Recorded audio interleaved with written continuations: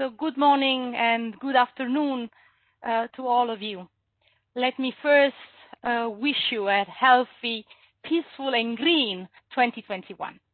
Thank you very, very much for joining us today for the launch webinar of the Low Carbon Business Action, a project that is funded by the European Union and implemented in Argentina, Brazil, Chile, Colombia, Canada and Mexico.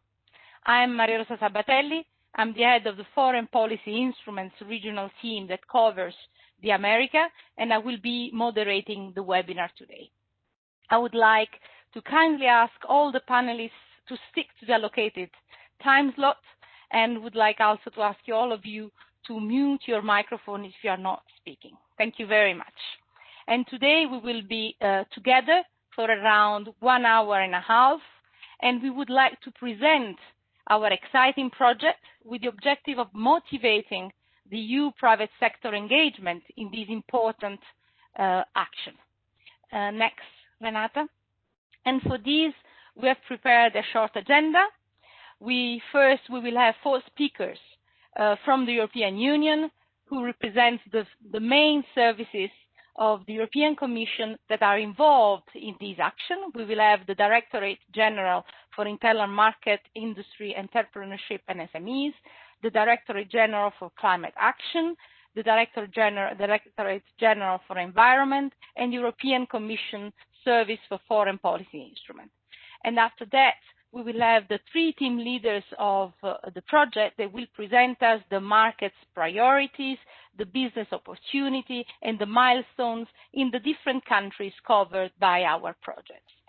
And to better understand what has already been done in the pilot phase and have a taste of how the low carbon business action can assist the private sector, we will have the testimonials of a European and 2 Latin American companies that participated in the low carbon business action pilots in Brazil and Mexico.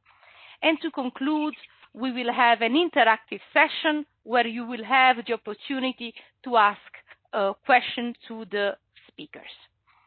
And next, please. And now I would like to give the floor to our first European speakers of the European Union, who is Mr. Slawomir Tokarski, the Director for Industrial Policy and Innovation at DG GROW. Director, thank you very much for your availability, and you have 5 minutes for your presentation. Thank you very much. The floor is yours. Thank you, Maria Rosa. I got it. 5 minutes is 5 minutes. So let's start me quickly and give you a couple of pieces of information about the project from the perspective of the Commission of Industrial Policy. So next slide, please. Right. So what is the objective of this action? And simply put, it is to help European businesses to have market access for green technologies and services in the Americas. Why green? Simply because we are leaders in quite many green technologies. We are still holding the greatest share of green patents in the world. So this is a huge business opportunity, while at the same time we can contribute to fighting climate change. Now we see on the screen some of the examples of the deals that resulted from our pilot project in Brazil and Mexico, and later on you will hear testimonials from these entrepreneurs who are involved there. And concretely, our aim is to support with technical assistance more than 230 business concepts between European green tech SMEs and small mid-caps, and their counterparts in 6 American countries that were already mentioned by Maria Rosa. And importantly, our ambition is that around 70% of those contacts become contracts. And this is quite a lot if you think about it, but this is possible thanks to the quite sophisticated methodology that we are applying, and I will tell you about in a minute. Next slide, please. So the countries, why these particular 6 countries? And the reason is quite simple, because the EU has concluded 3 trade agreements with all of them, and therefore European companies can enjoy a preferential tariff treatment, also trade facilitation, rulemaking in areas such as investment, intellectual property, government procurement, technical standard, and sanitary and phytosanitary issues. And at the same time, we have a lot of evidence that European SMEs do not use this potential, these opportunities enough, and this action is aiming to address this problem. Next slide, please. So what is in this action for European businesses? I mean, clearly we have FTAs, but having access to the American markets can be complicated. So we want to help European businesses all along the way, from finding a potential client to signing a contract and selling the technology on the ground. So this approach is very comprehensive. This is support through all the stages, and it is much more comprehensive than a simple matchmaking. So the action will map the demand first in the target countries, mobilize potential clients, screen the best business matches, assess the potential for commercialization of business concepts, and also offer technical assistance to ensure that the best business concepts reach commercialization. And when I'm talking about technical assistance, what I mean is the technical feasibility studies, environmental assessments, impact assessment and cost-benefit analysis, financial viability modeling, legal advice, advice on intellectual property, and so on, ending with the support for drafting and formalization of the proposal, resulting in a fully fledged investment proposal. And when looking at the projects, we'll be also looking at the potential for replicability and scale up of the concept that we are trying to bring to maturity. So next slide, please. So who can participate? European SMEs and small mid-caps that produce low carbon, resource efficient and circular economy technologies, whereas the counterparts in Americas can be both private or public companies and of all sizes. And one point which is important, I think we have quite a lot of money, but we have only 3 years to implement this action, so this is quite a short time to strike transatlantic business deals. Therefore, for this to happen and to help the companies, we will mobilize all available local and EU support structures, initiatives and business networks so that we can identify very quickly potential clients in Americas, and also on the European side, the companies that are ready to supply solutions. So the role of all those European business networks will be crucial in order to speed up the matching of companies. And for example, we look very much to clusters that can be very effective, and we have already seen it in the past in identifying companies for the pilot action. Now let me finish by sharing with you a very important lesson learned from our pilot project in Mexico and Brazil in the pre-COVID context, which is that companies most likely to be successful entering these countries were consolidated companies with a minimum of 2 years of experience, and rather final producers, not intermediaries. So thank you very much for your attention. I hope I abode by 5 minutes limit. Thank you very much. Thank you very much, Director. It was perfect. 5 minutes, and thank you very much for the presentation of the project. And now I would like to give the floor to Mrs. Elina Bardram, is the Acting Director for International Mainstreaming and Policy Coordination at DG CLIMA. Thank you very much, Mr. Bardram, for your availability, and I give you the floor also with 5 minutes. Thank you. Thank you very much, Maria Rosa, and it's a pleasure to be with you today. And it's also a pleasure to come in after Slawomir has so very well spoken about the scope that we have and can give in our initiative to improved connections and improved cooperation between SMEs and other businesses in our respective kind of constituencies. My intervention today will be short and focus on the key elements related to climate change specifically. At the European Commission, we believe that the low-carbon business action meets several key objectives related to climate action, sustainable investments, and implementation of the Paris Agreement. Our pilots in Brazil and Mexico have shown that this is entirely possible. The key to implement Paris is investment, creating the enabling environment. More specifically, sustainable and climate resilient investment has to be the key to all of this. Different scenarios elaborated by many, including the IEA and OECD, show that worldwide we'll need several trillions of euros annually to meet the investment target. This shift from millions to billions to trillions represents at each level a 1,000-fold increase and evidently can only be met by profit-seeking private sector engagement. Through this concept, which has been now extended to other emerging economies in the Americas, some of them OECD members, we wish to facilitate European green and low carbon know-how exports to key emerging economies of the region. The concept is entirely business driven, and our support focuses in identification of the relevant clusters, feasibility assessment, support to contracting, etc. These are not investments that would be nice to have, and they are not about new money. It is about shifting investment patterns. It is about changing the economic paradigm.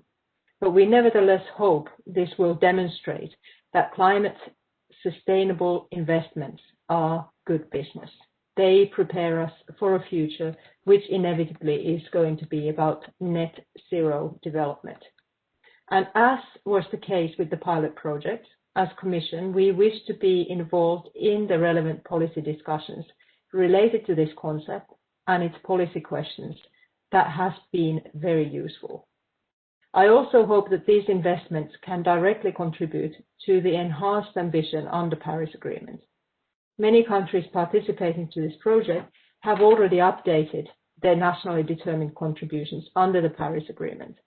And this increased ambition for climate action should directly contribute as an additional driver for investment and more ambitious regulation, as the national plan, the national direction of travel, should provide investors with certitude and predictability in their planning and forward strategies. Colleagues, I am aware that most Latin American countries have been particularly hard hit by the COVID pandemic. But now is not the moment to slow down low carbon investments, but rather to increase them, as the climate crisis has not disappeared anywhere. Climate is good business. That's my key message today. As the EU, we would also be keen to share, wherever possible, our experiences of implementing our Green Deal and recovering from COVID crisis in a sustainable manner.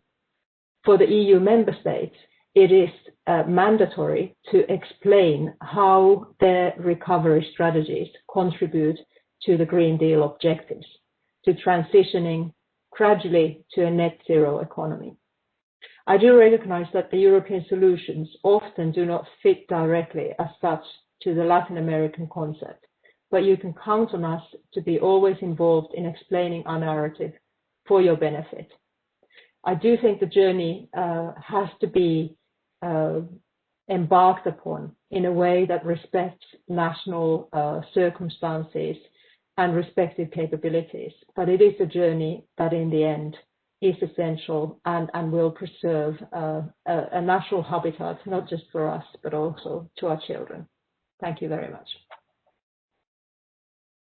Thank you very much, Ms. Bardram. Thank you for giving us the perspective of the DG CLIMA. And I would like now to give the floor to Veronique Hyeulle, is the advisor to the Director for Global Sustainable Development at DG Environment. Veronique, the floor is yours. 5 minutes. Thank you. Thank you, everybody. First of all, Happy New Year and best wishes for at least, I hope, 2021 which will be a better year. I'm very happy of the good results that we achieved with the first low carbon program. And thanks to the good results we achieved, we could achieve the focus, also increase the focus also on circular economy, but also cover new countries in Latin America. Let me just recall you that the European Green Deal, as Elina said, is our new growth strategy. Our ultimate goal is to shift towards a regenerative economy that not only does no harm, but on the contrary, reverse climate change and environmental degradation, minimize pollution, and result in maintaining and enriching our natural capital. One of the new key pillars of the European Green Deal is, of course, circular economy. We adopted a new circular economy action plan for the EU in March 2020 with 4 major areas. One, making sustainable products the norm in the EU by developing sustainable product policy. Second, empowering consumer. Third, focusing on resource-intensive sectors with high potential for circularity. Concrete action will be taken targeting electronic and ICT sector, batteries, vehicles, packaging, plastic, textile, construction, buildings, and food. And then ensure less waste by trying to minimize waste and transform it into high-quality secondary resource. But of course, we will not succeed on circular economy and on our action plan without the support of our partners all around the world. And I wanted to say that with Latin America and with Latin American countries, we have already achieved a lot of good results, and we have already at policy level lots of initiatives going on. Let me mention a few ones. We organized the first ever circular economy mission to third countries in Chile in 2016, in Colombia, in Mexico, and also some high-level events in Peru for the Andean community as a whole. We also discussed the importance of circular economy with several partners, including Brazil in a recent high-level dialogue, Mexico, Argentina as well recently, and with Colombia we should soon sign a joint declaration for a dialogue on environment, climate change and sustainability and sustainable development where circular economy will be key. Mr. Tokarski already mentioned the interest and, of course, the importance of the FTA signed with our partners in Latin America. Let me also mention a few other actions that we have. Our colleague and the partnership instrument are also launching an action on plastic with Brazil and Colombia, and we hope to find synergies with this low carbon and circular economy action with this program on plastic that we will follow. And finally, because of course Canada is also mentioned, I would like to recall that Canada is also pushing ahead on circular economy. Let me just mention 2 things. In June 2019, Prime Minister Trudeau announced that the federal government would be taking additional steps to reduce Canada's plastic waste. In October last year, the Minister of Environment, Mr. Wilkinson, announced the next steps of the government to achieve a zero plastic waste by 2030. We have also worked a lot with the Canadian authorities on the World Circular Economy Forum, which allows companies from all over the world and policymakers and all stakeholders to discuss about the interests of circular economy.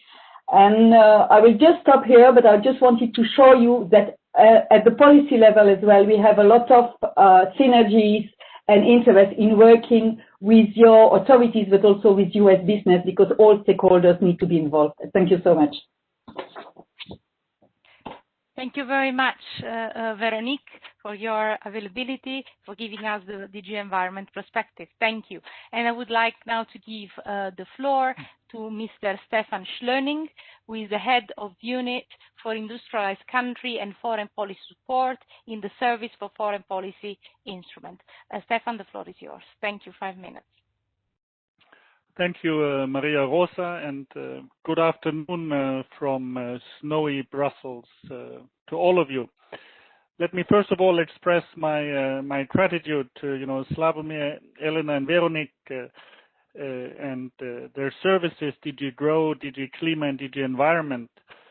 Their continuous commitment to push forward this action implemented by the Service for Foreign Policy Instruments and our regional team led by Maria Rosa has been key to the ambitious development of that project that is a genuine all-EU project, very much at the center of the Green Deal core priority of the Commission.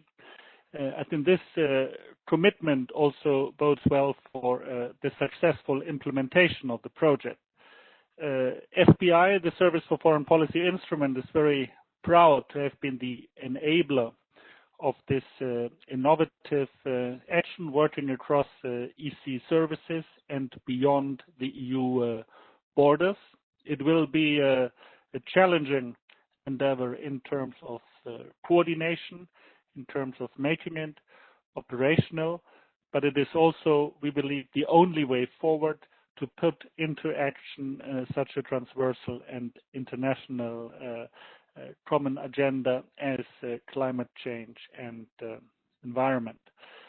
I would like to thank all of you for your participation, for your interest. EU businesses are the key actor of this action, and we hope that you will embrace this project with as much ambition and enthusiasm as we have in the European Commission. Now, why would you do so? What is in for you?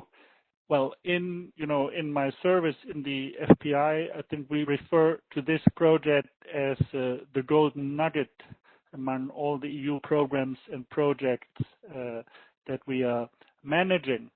Why are we doing this, or why we are calling it like that? Because it proposes an innovative approach and methodology based on the matchmaking of your businesses from countries across the American continent. This is a methodology that has already been proven to be effective in the earlier pilot action in Brazil and Mexico. And we will hear at the end of this webinar some concrete testimonials that will show you the concrete potential of the program for your businesses. It is also a good example that the project shows that international agreements, the Paris Agreement, are translated into real actions. In the pilot action, companies involved in the projects in Brazil and Mexico provided innovative technological solutions to reduce greenhouse gas emissions, improve the use of resources, and adopt a circular economy perspective and improve energy efficiency. All of that is not only good for the planet, it is also good for the economy, and particularly so in contributing to a green recovery from the COVID pandemic. The project not only promotes the uptake of green technologies in the region, it also helps you European companies to tap into new markets and creating tangible business opportunities in line with the Paris Agreement commitments. So we count on you, and you can count on us to provide you with all the support in this endeavor. Thank you very much. Thank you very much, Stefan, for your participation and availability. And now we pass to the other part of the agenda, and I will give the floor to the team leaders who will present us the market priorities, the business opportunity, and the milestone. And the first one will be Mrs. Mercedes Blasquez, is the team leader for the low carbon business action in Argentina, Brazil, Chile, and Colombia. Mercedes, I give you the floor. I pass you the floor, please, maximum 8 minutes. Thank you. Thank you, Maria Rosa. Good afternoon. My name is Mercedes. I am the regional coordinator of the project in Argentina, Brazil, Chile, and Colombia. I represent a team of people ready to support you doing business in these countries. I will focus my presentation on the business opportunities identified by the mapping process, and I will explain the main milestones for participation. Business opportunities are organized around sectors, subsectors, and technology needs with high potential for business. Sectors have been selected on the basis of the following criteria: emissions, market potential, and regulatory framework. Next slide, please. Argentina has a great potential in the energy and agriculture sectors. Together, they represent almost 90% of the emissions of the country. In the energy sector, energy efficiency, waste to energy, and biogas show the highest demands on technology, such as boiler and cooling technologies to improve efficiency and systems to transform waste into energy. Biodigesters and blowers for the biogas industry are also required. As for the agriculture, smart and low-carbon agriculture represent the biggest opportunities for European companies. digital technologies or drones and biotechnology for low carbon agriculture are currently needed. Next, please. The Brazilian market offers opportunities on the energy, transport, and agriculture sectors. In energy, the government of Brazil has ambitious commitments on the renewable and electric sectors with incentives on import taxes. We highlight the potential of solar, wind, and biogas subsectors.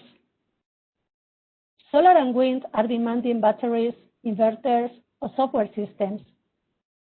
Biodigesters, mixers, or membranes are some examples of biogas equipment required. And for the transport, Brazil is committed to reduce transport emissions by promoting electric and sustainable mobility. The companies demand technologies for electrical vehicles, such as storage or charging stations. And the agribusiness sector has a great potential in Brazil. In particular, the precision agriculture in Brazil needs to invest in a more efficient technologies. We can remark software for management, drones for mapping, and satellites for tracking, just to mention some. Next slide, please.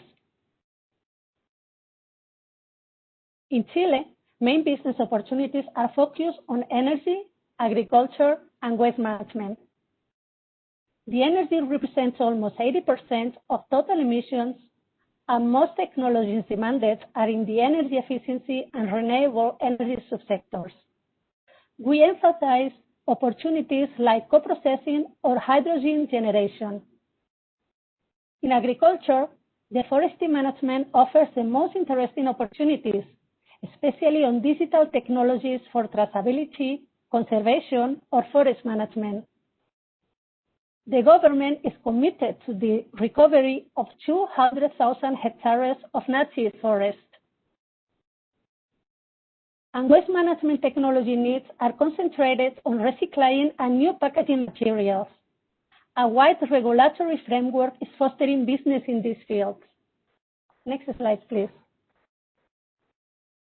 And finally, Colombia, where energy and agriculture sector respond for almost 40% and 55% of the total greenhouse gases emissions. In the energy sector, plenty of business opportunities have been identified in energy efficiency, clean energies, and biogas subsectors. In the energy efficiency field, there is a potential for cogeneration and energy control systems. The renewable area is demanding batteries, transformers, and inverters, while biogas demands biodigesters and reactors. The agricultural sectors present commercial opportunities in technologies like drones, digital monitoring irrigation, or biofertilizers. Moreover, the government is investing in waste programs across the country. Next slide, please. Here we have some examples of business opportunities already identified by our teams. We are currently working on them, since this is an ongoing process. In Argentina, the opportunities arise from a project of a biomass combined heat and power plant. And the main demand is for boilers and palletization technology. In Brazil, we have the construction of a biogas plant of organic waste treatment. And as you can see, purifiers and gas analyzers are needed. In the case of Chile, we have a recycling plant project requiring melting and drying technology solutions. And in Colombia, we are working on a project of construction of a solar farm, which is demanding battery storage systems and solar equipment. Next, please. Let me tell you how to participate in this initiative. We will launch 4 calls of expression of interest in Europe. The first one will be on the first fortnight of March. Business opportunities will be published in our website for European companies to check. If companies are interested in one or several opportunities, they can apply to participate. In a next stage, We will host meetings among Latin American companies and European providers, so the mutual interest turns into a sound business relationship. We will support both client and provider to facilitate solid business plans and the signature of sale contracts. We also consider individual requests for mature business opportunities. European clusters, business associations, trade promotion agencies shall play an essential role as multipliers of these opportunities. Our project country offices are ready and operative in Latin America and in Europe. Our team in Europe is the focal point for European companies and stakeholders. Please do not hesitate to contact us for further information. And I thank you for your kind attention. Thank you very much, Mercedes, for this presentation on Argentina, Chile, Colombia, and Brazil. Very useful to understand and see which are the sectors. So thank you very much. And just a question, in case you have questions, you can use the chat box and please send it to all attendees so that everyone knows about the question. Thank you. And now I would like to pass the floor to the team leader of the Low Carbon Business Action in Canada, Mr. Peter Hayes. Thank you, Peter. The floor is yours, also 8 minutes. Thank you. Thank you very much, Maria Rosa. Muy buenos días, bonjour, guten Nachmittag, buonasera, all. My name is Peter Hayes. I'm the team leader for the Low Carbon Business Action, or LCBA, in Canada. And I just wanted to start by greatly thanking our Commission colleagues from DG GROW, DG CLIMA, DG Environment, and the head of FPI for their tremendous ongoing support and the context that they've given you all for this project. So thank you for that. Let me start by saying that, as many of you may be aware, the Canadian economy, which is what we are focusing on, represents a vast and diverse low carbon and clean tech marketplace already relatively well developed. And so in that context, this Canadian initiative will focus on being a buyer-driven and commercial transaction-based low or zero carbon and circular economy initiative that intends to benefit predominantly EU technology and service innovation from SMEs and small mid-caps. Next slide, please. So it's important to recognize that both EU and Canada share similar climate and environmental regulatory objectives, and these regulatory objectives can serve as a business enabling environment for the EU markets trying to identify Canadian opportunity. And let me just cite a couple. We've got the Pan-Canadian Framework on Clean Growth and Climate Change, which supports the Paris Agreement. We have the Federal Zero Plastic Waste Strategy, which obviously supports innovation on managing plastic waste, and that is really important to this initiative. And then also, you may or may not be aware that there is currently a robust suite of both COVID enabling and business development financing initiatives at the federal, provincial, territorial, and municipal level that promote, support, and invest in green and low/zero carbon investments. That's also a key point to make for those participating. Next slide, please. We've identified 7 primary sectors that contribute to greenhouse gas emissions, and you can see the list there. What's important to note is that Canada, lamentably, is the 11th largest emitter of greenhouse gases globally and the 3rd highest GHG polluter per capita in the world.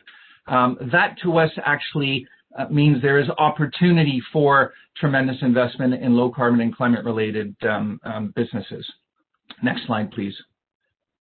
Interestingly, those same 7 sectors are the largest emitting sectors. They're also the largest contributors to the Canadian economy. And hence they're motivated to find technology solutions. And they have demonstrated an appetite for EU low carbon innovation. So that again is opportunity for us. Next slide, please. So we have conducted some extensive research on those 7 primary sectors and have come up with some very tremendous opportunities for potential business investment. And let me start with transportation, and I'll just highlight a few because there are many. This is on the Canadian demand side. So in transportation, we have, for example, the need for technologies that deal with fleet overhauls for alternative fuel utilization. In buildings and infrastructure, there is a tremendous need for low-emitting energy sources, for example, electric ground source heat pumps. In the energy and oil and gas sector, which is significant, there is a pronounced need for automation operations. And in the case of the electricity sector, of course, we need innovation in energy storage, for example, battery storage technologies that surely the EU can afford Canadian buyers. Next slide, please. And then we look at the infrastructure and construction sector. Chemical, plastic, end-of-life recycling is absolutely necessary. Hydrogen for steel production are technologies that are desperately in need and not yet met demand. In terms of agriculture, we've got sensory and digital surveillance technologies that are required within the clean tech sector. And in terms of waste management, we've got microplastic monitoring, especially in aquatic environments, and filtration technologies that are also in need. Next slide, please. Then on the supply side, we're all aware that the EU has some tremendous solution supply in clean tech and energy technologies, and significant investment in EU SME solution providers has already occurred. If you look at the last bar, Q3 of last year, clearly various sectors played a significant role in business investment. Agriculture and food represented roughly $2.5 billion US dollar equivalents worth of investments. Energy and power was roughly $1.5 billion, et cetera, et cetera. So clearly there is opportunity to connect that innovation from the EU with Canadian demand. Next slide, please. So what are the benefits of EU supply pursuing Canadian low carbon and circular economy opportunities? First, this project will provide an accelerated transactional challenge pitch. Let me repeat, a challenge pitch that maps the Canadian buyers' unmet technology and service demand with the cutting-edge low-carbon and circular economy EU supply. Another outstanding opportunity and benefit for participants is that we will be providing throughout the life cycle of this 3-year project targeted expert technical assistance, which was highlighted by Mr. Tokarski from DG GROW. And that technical assistance will include, among many things, feasibility studies, regulatory and legal advice, financing access, Canadian market access, market briefings, et cetera, for stronger commercial results. And that's really key. Next slide, please. Here we have the project life cycle for the 3 waves or challenge applications. These are preliminary project timelines and indicative dates. But what we are proposing is that we have challenge events or waves where EOIs, expressions of interest, will be published in our project website and through notifications that you register for. And we will also be hosting an important feature launch event to develop partnerships and build business opportunities. Final slide, please. So, recognizing that this is a buyer-driven process, I'd like to lay out our 7 lucky steps, if you will, to help connect the EU innovation with the Canadian demand. We start with the corporate buyer. We identify a host of Canadian buyers who have yet unmet technology and service needs in relation to green technology. Step 2 is then we formulate a challenge pitch, a statement of the requisite technologies and services not yet met by Canadian innovation that requires EU innovation. Then we put out an EOI call, a challenge call for SMEs and midcaps in the European Union to respond to those specific technology and service needs. We then create a long list of roughly 10 to 15 EU SMEs that can respond effectively to the demand, followed by an evaluation and a shortlisting in step 5 of roughly 4 to 6 EU SMEs and small mid-caps. And then step 7 involves the selection of the specific let's call them lowest hanging fruit, highest demand technologies and services that EU suppliers can provide to the buyers. And finally, in step 7, we engage those EU SME service providers and solution providers with the Canadian buyers to finalize a commercial agreement. Now, it's important to note that we're dealing with 60 challenges, 60 events, if you will, during these 3 waves. And we will be providing technical assistance throughout the entire process. In closing, it's really important that you understand that we welcome industry multipliers and clean tech clusters as business opportunity partners with this project to help us successfully generate significant commercial ventures between the EU suppliers and the Canadian buyers towards zero carbon or low carbon and circular economy green investments. And we're extremely excited about the prospect of working with all of you. Thank you. Thank you very much, Peter. It looks very promising also for Canada, all these interesting sectors. So thank you for your presentation. And now I pass the floor to Mr. Arnoldo Kramer, who is the team leader for the low carbon business action in Mexico. Arnoldo, the floor is yours, 8 minutes. Thanks. Thank you, Maria Rosa. It's a pleasure to be with you, with all the participants, and also to be the liaison officer for this initiative for Mexico. Next slide, please. Well, Mexico in the last decades has increased substantially its foreign direct investment.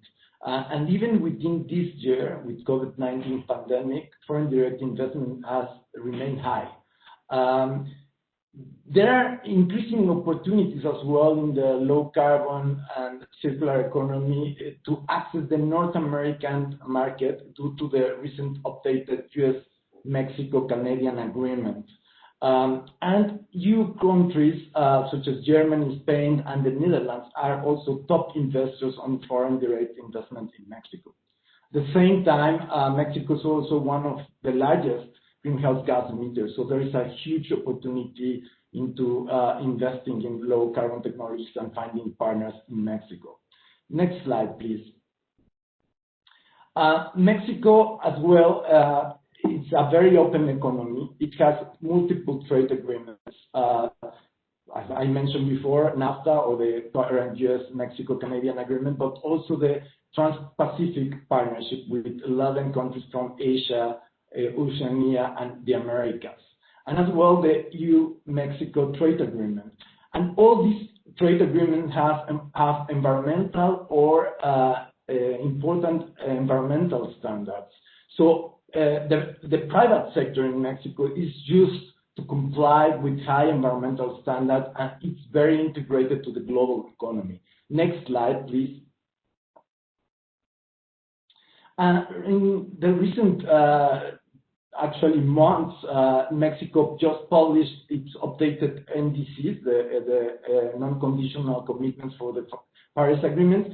In reality, they are very similar to the last NDCs that they had in 2015. In terms of the target, they continue to be a reduction on 22% for the year 2030 on greenhouse gas emissions, and 51% in terms of the black carbon. What has changed is the focus on the sectors, and that's where the current administration is still working on which are the critical sectors for reducing greenhouse gases. What is important to highlight is that this updated version of the NDCs has also the conditional commitment. And I think this project is embedded into the conditional commitments where the targets for Mexico increase substantially, for example, to reduce up to 36% greenhouse gases by the year 2030 and 70% of black carbon. So I think this project is critical to help Mexico for those conditional commitments and achieve greater reduction of greenhouse gases overall. Next slide, please. And as you may have heard, the current administration has a focus as well on fossil fuels. I mean, some of the largest investments of the current administration are focused, for example, on a refinery called Dos Bocas. And there is some controversy as well on large renewable energy projects which have been invested in the last years. Well, those are challenges, but the Mexican market is quite big, and there is a big opportunity to work with the private sector as well. If we can go to the next slide. Also to mention that Mexico has a very strong regulatory framework that has been constructed in the last decades on climate change. Mexico has, for example, a climate change law, which is the main regulatory policy framework for climate change. And some highlights is that in 2021, there is a pilot emission trading system that will start and will create further incentives to promote low carbon technologies and circular economy within the private sector. As well, in the National Development Plan of the current administration, climate change is highlighted as one of the key themes. So the regulatory framework and the policy framework is there to work with it. If we go to the next slide, please. What we have been doing in an early stage is to contact critical stakeholders. That's the multipliers from the private sector within Mexico, but also the bilateral chambers, like, for example, CAMEXA, which is the Mexican-German Chamber of Commerce and Industry. At the same time, we have been contacting some of the major companies in Mexico, the champions in their sectors, and they have expressed a huge interest into participating in this initiative, which is quite relevant in order to identify opportunities. We are focusing on large companies with more than 500 employees and a revenue of at least $1 million to make the connection. Well, these are a few examples of this initial step where we are finding some demands for low carbon technologies and the circular economy technologies from the EU. If we can go for the next slide, please. Well, what are some of the main opportunities within Mexico for this program? Well, with the recent updated U.S.-Mexico-Canadian agreement, and also with the change in the administration of the U.S. and with kind of an America that's more pro-climate, we find a huge opportunity into the automotive industry, into electrical vehicles. Because the car industry in Mexico is very linked to the U.S. and Canadian market, and we see that our high potential into electrical vehicles. At the same time, electrical vehicles and electrical mobility is embedded within the new NDCs of Mexico. Currently there are large projects with public funds, for example, on electric buses, metro lines, and regional electrical trains, being part of the portfolio of the key projects, public projects. For example, Tren Maya in the Yucatan Peninsula, but as well a train from Toluca to Mexico, and the expansion of metro lines within Mexico City, and also the introduction of electric buses within Mexico City and other major cities within the country. As well, in terms of waste, some of the large companies that we already contacted have expressed their interest to have a circular economy approach to deal with waste. We also see a huge potential within local governments, in particular the municipalities, which need to manage better waste across the country, in particular in medium-sized cities. Renewable energy is still a sector of high opportunities. In particular, we identify high opportunities for PVs, for energy distribution, generation, and Mexico is a rich country in renewable energy resources, and in the long term will be critical the increase of the penetration of renewable energies to comply with the NDCs. There is also a huge space for energy efficiency in Mexico because it has an economic rationale, and there is an increasing number of large private companies with science-based targets commitments, which create a market for energy efficiency technologies. And due to the high water pressure, and at least in half of the territory of Mexico, and the overexploitation of regional aquifers, which are close to the major cities in Mexico, there is a major need and opportunity for water efficiency and smart water management with a circular economy approach. If we go to the next slide, which is my final slide, well, our process also emphasizes the need for you to register as a key stakeholder to our website to be involved in the program, and then there will be a verification and eligibility process that will highlight a networking profile of your company or your organization. With that information, we are using artificial intelligence and an algorithm that will be using to create matching profiles. And we will be working very closely with you through a process to have joint business concepts that will move to a technical assistance and to final bids. So I hope with that to be in communication with you in the coming future, and to work together for a better planet and for low carbon economy and the circular economy. Thank you. Thank you very much, Arnoldo, also from Mexico, very promising. And now, after we have heard from the three team leaders from the different projects, what are the opportunities, I think it's a good moment to pass the floor to our testimonials, so that, as I said at the beginning, you get a taste of exactly what has been done in the pilot phase. And as I said, we will have an example, 1 European and 2 Latin American countries. So we will have first Mr. Thomas Dori, the CEO of Birth Energy. After, we will have Mr. Juan Jorge, the General Manager of GND do Brasil. And after, we will have Mr. Owen Yitman, Commercial Director of Dorset Biosolution. So the floor is first to Mr. Dori. The floor is yours, and you have maximum 4 minutes. Thank you.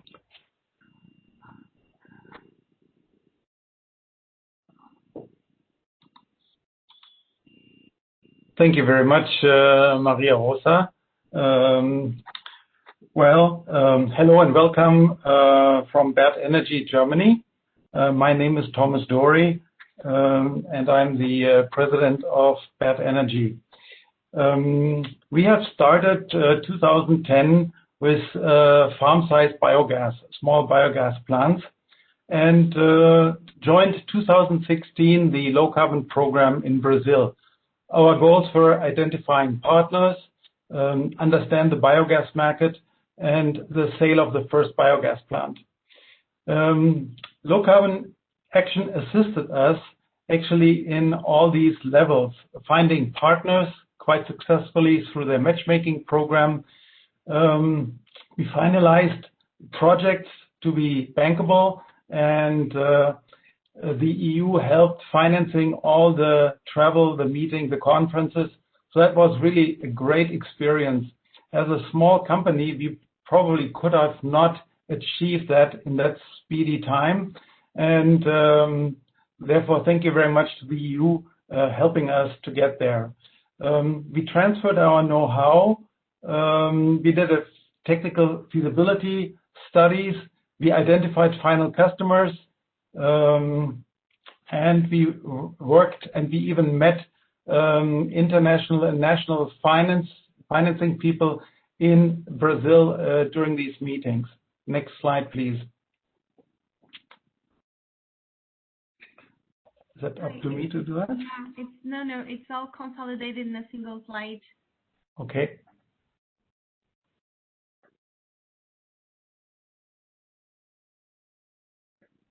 Well, I can continue. The low carbon business action actually supported us in various ways, and the job was really well done. Well, the question is, what are the lessons learned, and what everybody should know? When you go to Brazil, for example, you need to know Brazil business takes time. It is they are not very open to innovative technologies. That's not adapted easily. But this is, especially in the agricultural sector, a global phenomenon. So that's not really Brazilian. In addition, financing is difficult in Brazil, especially because of the political situation in the past, but also in general. What are the main challenges for us to achieve our objectives?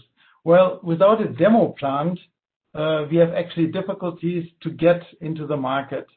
And without financial support, it is very difficult to get new technology demonstrated in Brazil.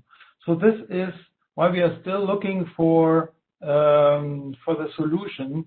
Currently, we are waiting for a FINAME from BNDES. That is a Brazil speciality where you get special financing when you get this FINAME number. This would be when we achieve this at the end of February, and there you can see it takes something like easily a year and a half to come to these points.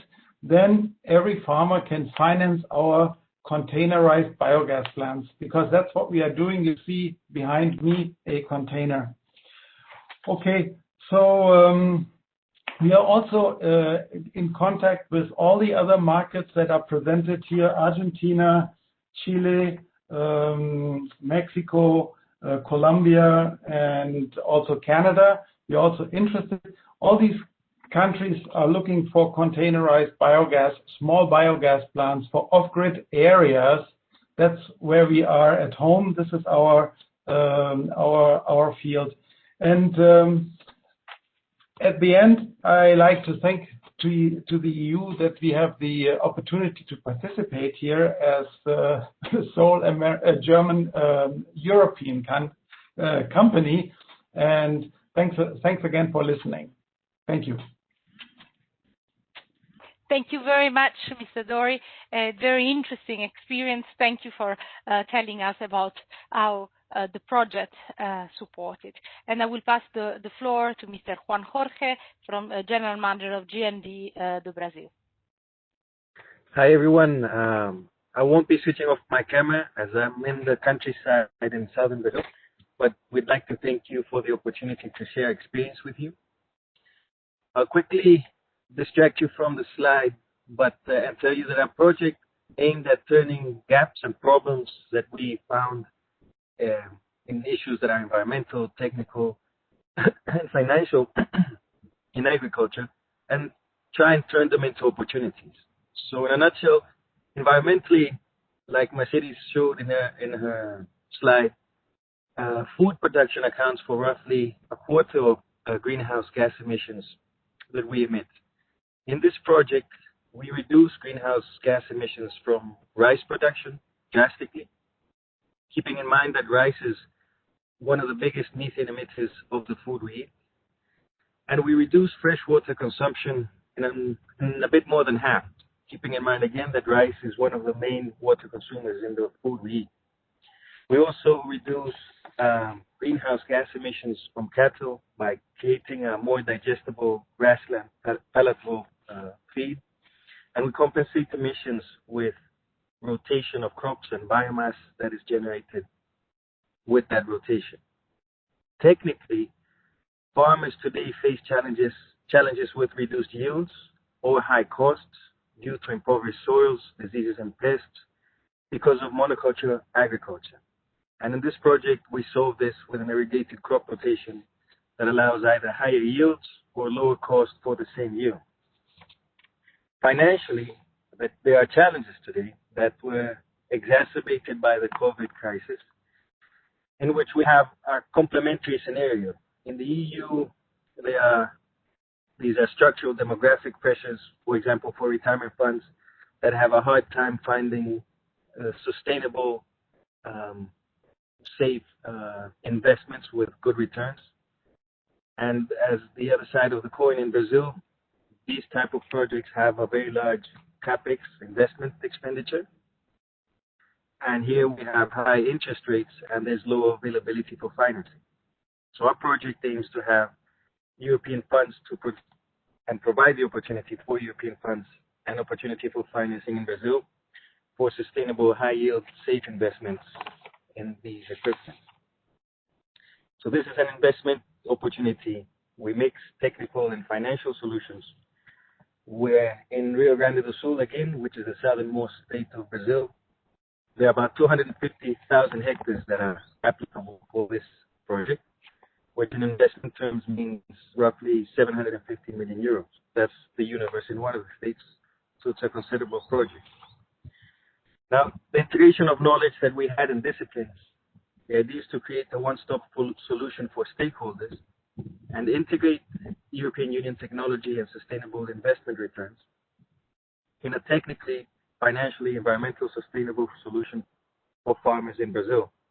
But this system or this project is not only applicable in Brazil, it's highly applicable in Mexico, Argentina, Colombia, and Chile. Going back to the slide now, our project has been validated with two pilot projects. One was in Rio Grande do Sul at a commercial farm. We started in 2018, and the crop rotations are still ongoing, but we're not presently involved, and we had very good technical results. In Uruguay, since 2019, we were working with Embrapa, which is the Brazilian company for agricultural research, INIA, which is the Uruguayan Agency for Agricultural Research, and ANI, which is the Uruguayan Innovation and Research National Agency, validating the system with really good technical results so far. Now, we got to this stage with a high degree of responsibility because of the LCBA. LCBA allowed us to design this project successfully and integrate knowledge. And as opportunities on the way forward, there's a high degree of the opportunities for EU companies, be it in biological products, green fund management companies, irrigation systems, solar energy, solar battery energy systems, efficient sprinklers, automation control, and efficient water pumping systems and controls. So I thank you all for your kind attention.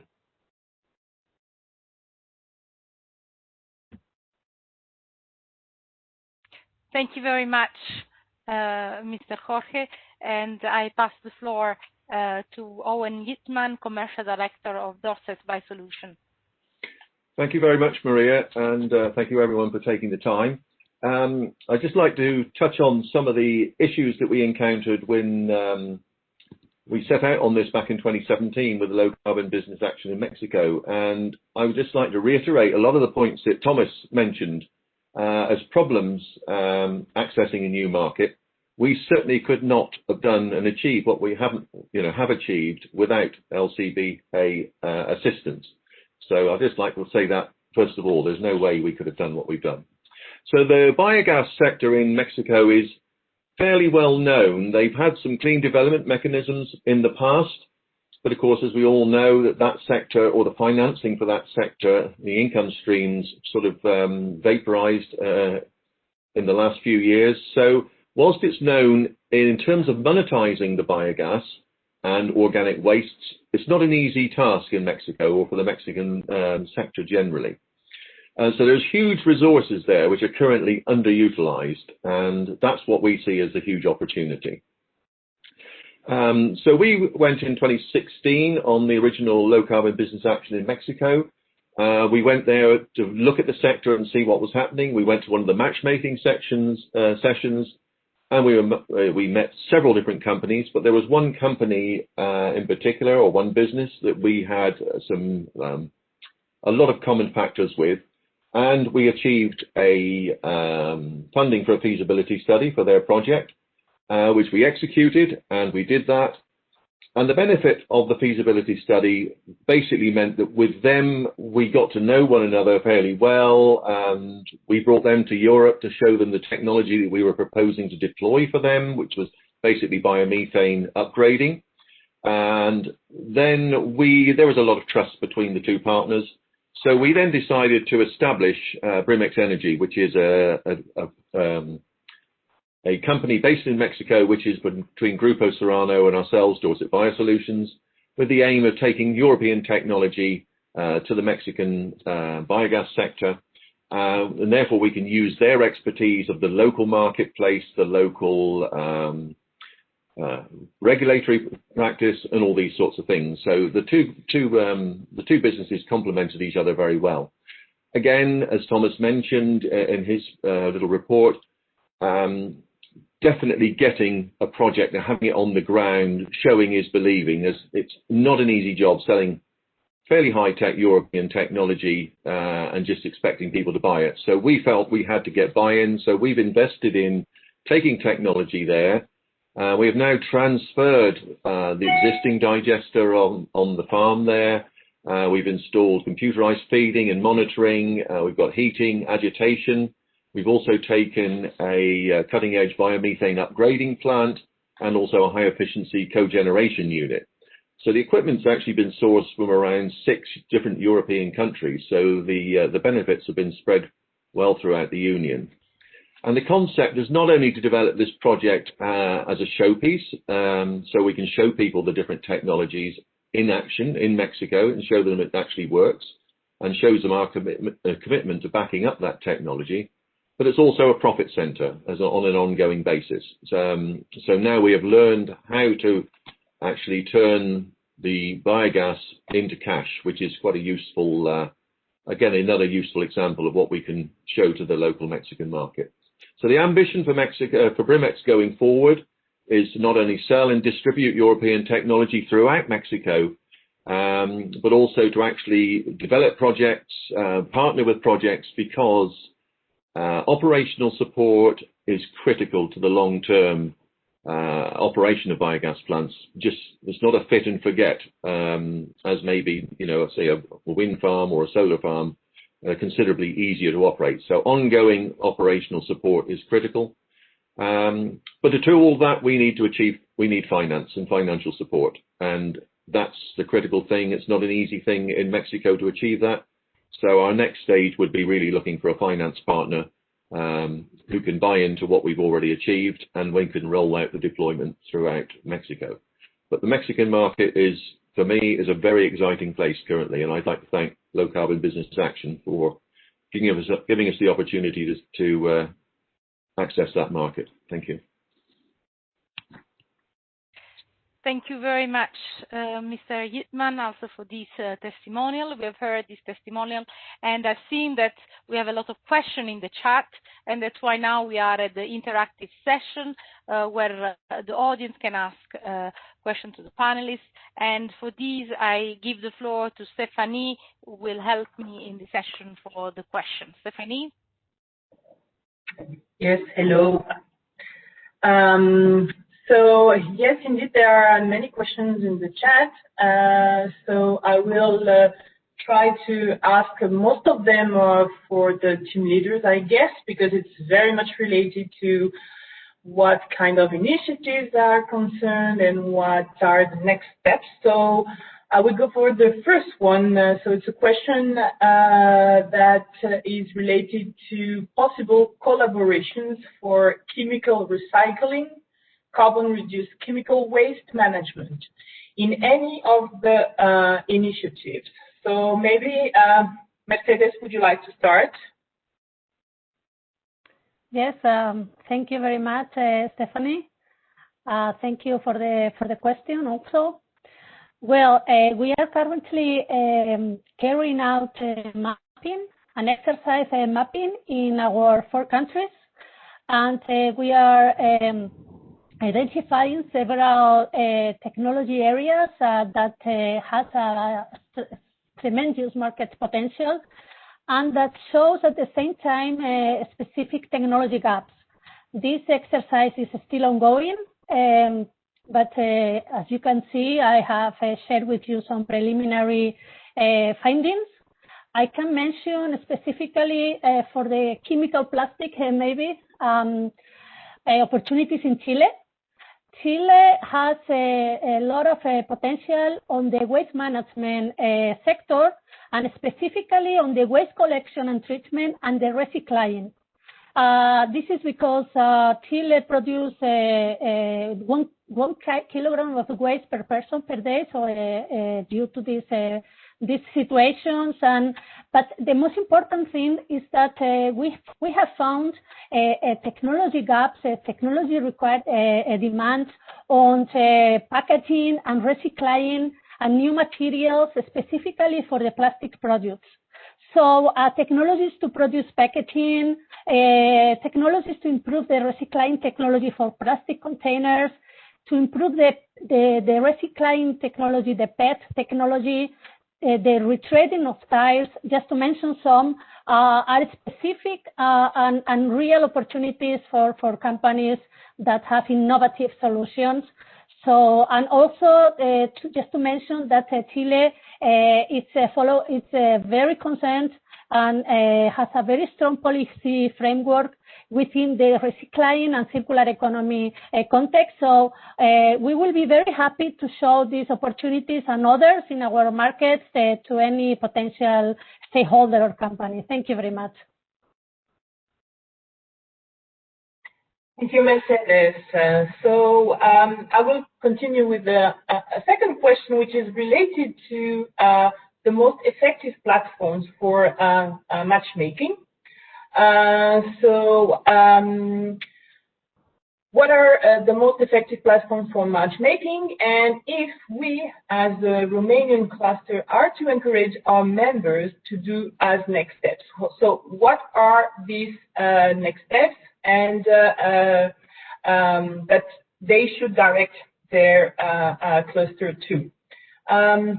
Peter, would you like to continue on that? Yes, thank you so much for the opportunity, Maria Rosa. And I have responded in the chat. The short answer is please look at the links for the 3 respective projects, and there you're welcome to register and then receive a response and information. So I'm just looking back at the chat here.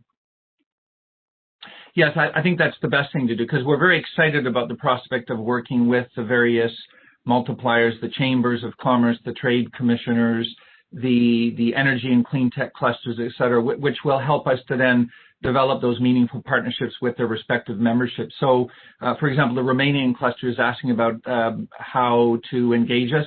Yes, please do look at the links. We will be sharing this PowerPoint, if it hasn't already been done, by Jordi and company shortly.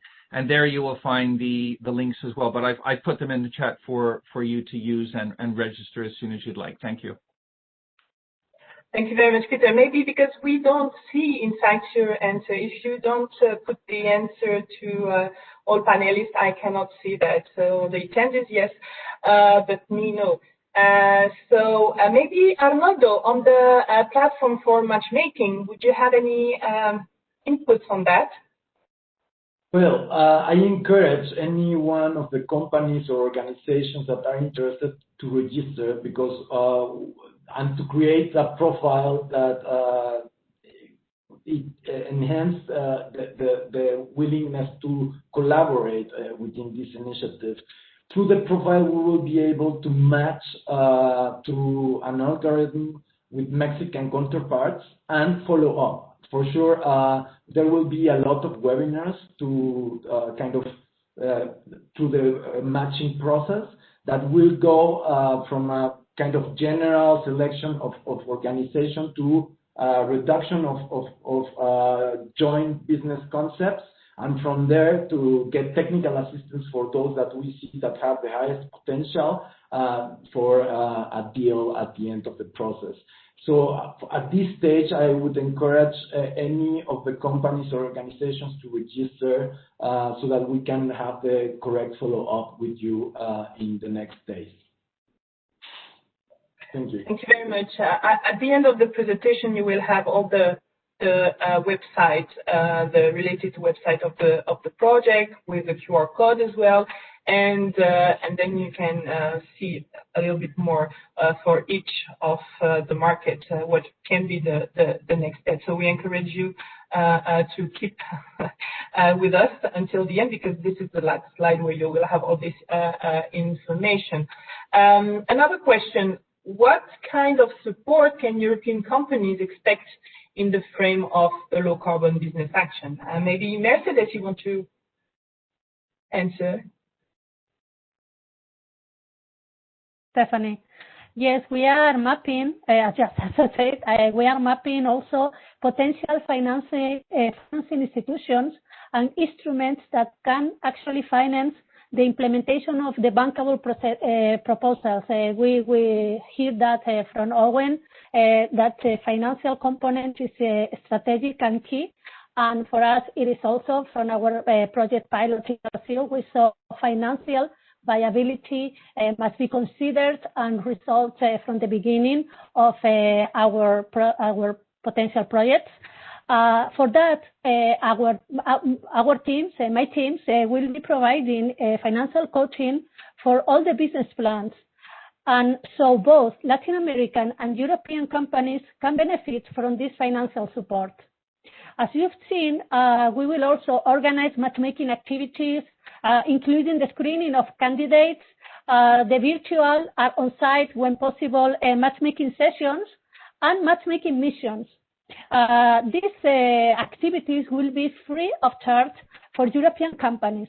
And in the case of the on-site matchmaking missions, when the situation allows us, the European companies can benefit from direct financial support to cover logistics and other expenses, and also carry out technical visits to potential clients in Latin America. So we will also provide and will cover expenses for technical assistance services that include feasibility studies like legal advice, technical feasibility studies, financial, and other market analysis studies. So I hope this responds to your question.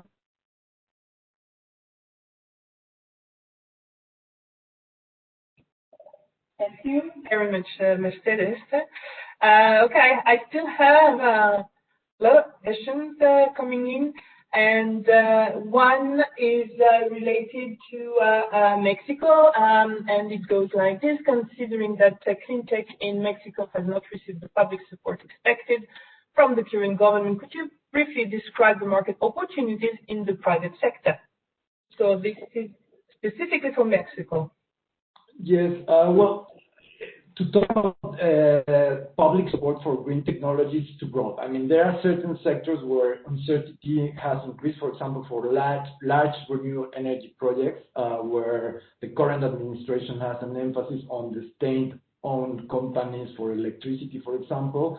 But it's not a general trend that the public sector do not support green technologies. For example, Mexico City's government has just passed a regulation to reduce the use of single use of plastics, and so the regulation also promotes green technologies across Mexico. But also to differentiate between the governmental context of the current administration and the overall context of the private sector, which is embedded in trading at the global scale, as I mentioned before, with several trade agreements across the globe that they have to perform with environmental standards. And as well, there is a huge need for enhancement of environmental conditions in Mexico. And I think the private sector is, for example, the private sector companies that we are engaged in, they are quite aware and committed for low carbon technologies and the circular economy. So I think green technologies have a moment in Mexico. We just need to find the correct match. And so that's why I encourage any of you. I have received some requests also of following contacts. And we will do all of that through the website, because that will be better for us to systematize our support to you. So I encourage you, please, to register. Any organization of interest, please to register, and then we will make the correct follow-up with all of you. Thank you.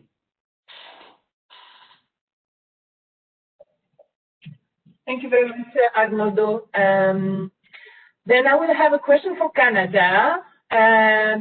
specifically, how do we engage with the potential buyers to present our low carbon technology or service? Great question. Delighted to answer it. And if you recall back in that final slide presentation I made, there were a series of steps where once we've identified, because it's buyer-driven, the requisite technologies and services that have not been met by Canadian supply, and there are many.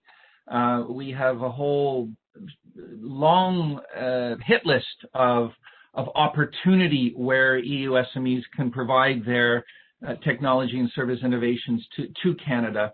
And so through this challenge process, we will essentially send out an invitation for you to consider and then participate in and apply to specific challenges where Canadian buyers require your technologies and innovations. And so as I suggested, do look on the website and please register so that you will get those alerts, and there will be 60 challenges at least.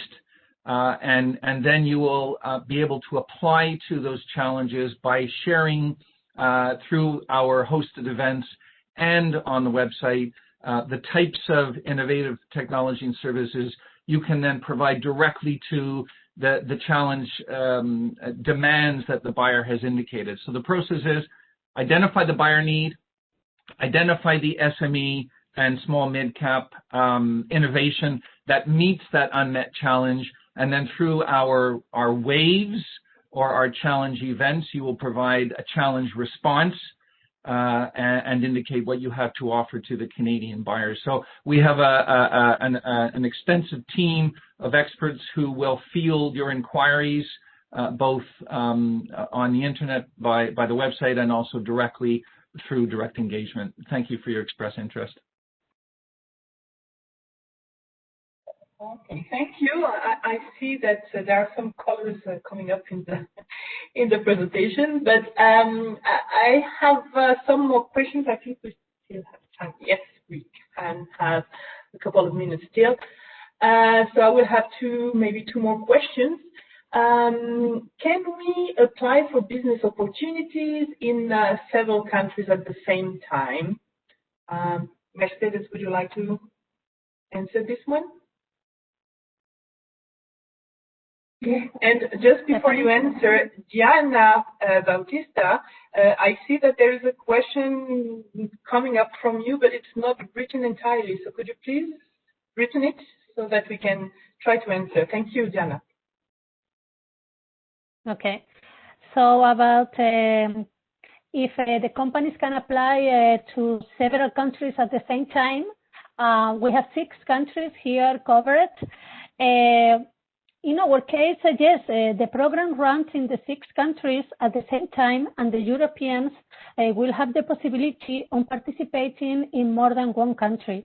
The teams are also coordinating, so there is no overlapping on strategic activities like the matchmaking events.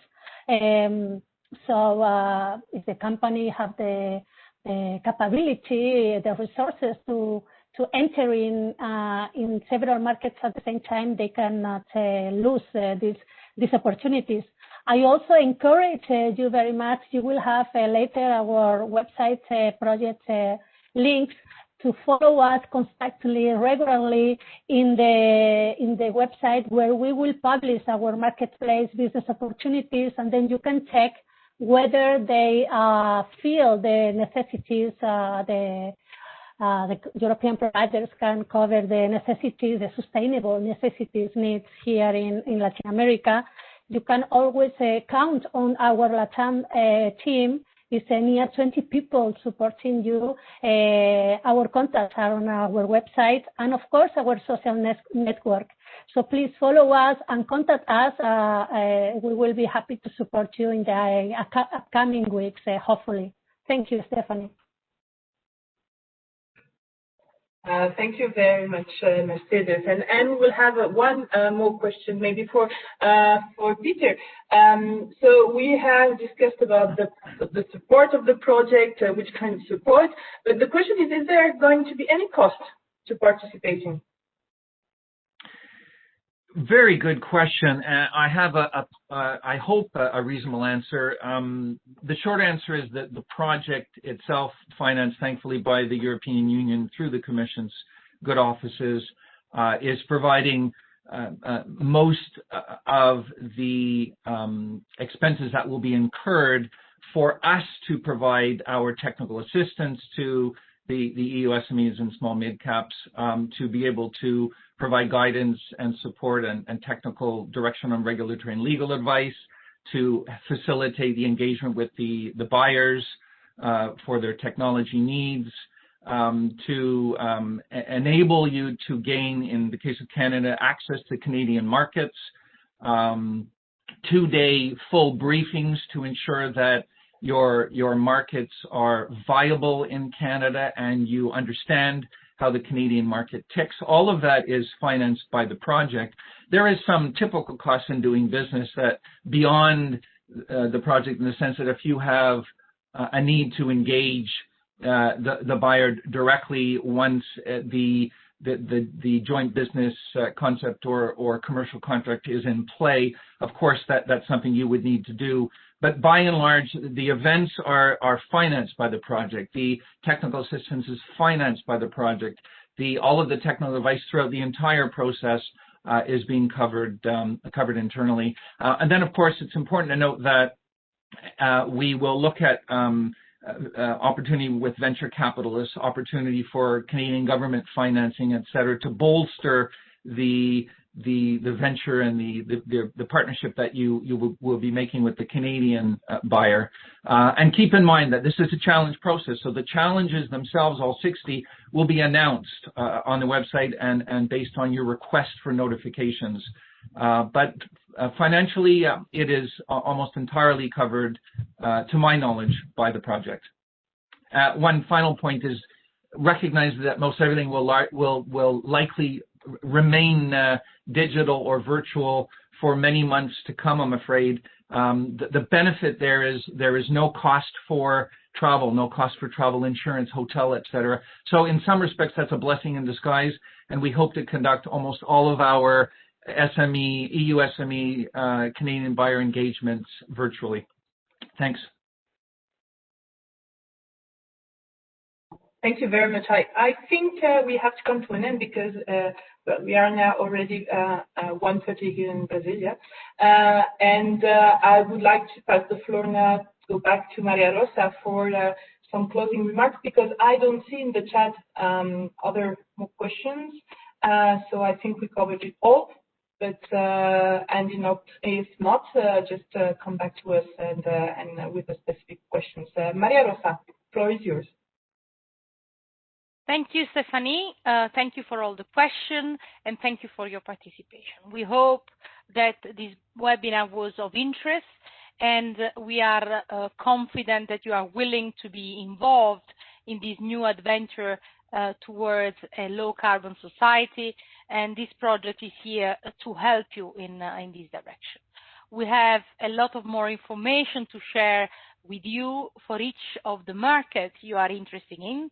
So please reach out to the relevant person that can help you out. You will have all the contacts in the website that now you see on your screen. So please go and check and contact us. I want to really thank all the organizers, the contractors, my team, the colleagues from the European Commission that have participated, and thanks to all the participants for being here today with us and for your interest in the project. We are here at your service to support your involvement in this project, and we also count on you to disseminate the information on the project among your associates or the companies you represent, therefore offering an opportunity for new and more business in the Americas while exporting the EU good practices and technology. Do not miss this opportunity to increase your business while doing good for our planet. I thank you very, very much for your participation, and we hope to keep in contact with all of you. Thanks very much. Thank you. Cheers. Thank you. Thank you to all. Thank you. Bye-bye. Have a nice afternoon. Bye-bye.